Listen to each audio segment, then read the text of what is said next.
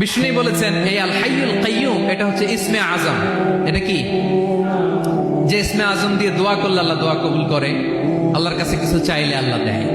এক সাহাবী দোয়া করতেছে ইয়া হাইয়ু ইয়া কাইয়ুম, বিশ্ব নবী বলে এই সাহাবী তো ইসমে আজম দিয়ে দোয়া করতেছে। তাহলে দোয়ার সময় বলবেন ইয়া হাইয়ু ইয়া কাইয়ুম, পারবেন? বলেন ইয়া হাইয়ু ইয়া কাইয়ুম। আল্লাহর এই দুটো নাম ধরে ধরে আল্লাহরে ডাকবেন, তাইলে ওই দোয়া কবুল। পারা যাবে?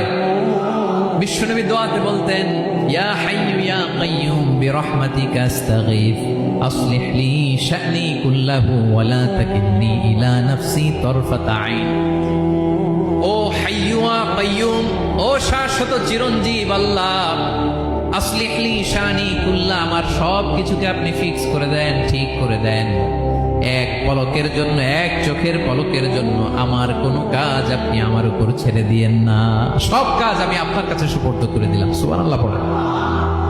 তাহলে 2 নাম্বার কথা, আল্লাহ শুধু আমাদের ইলাহি নন, তিনি হচ্ছেন আল হাই, চিরঞ্জীব, তিনি হচ্ছেন আল কাইয়ুম, নিজেও স্বয়ং সম্পূর্ণ, অন্যকেও রক্ষণাবেক্ষণ করেন। আলহামদুলিল্লাহ পড়েন।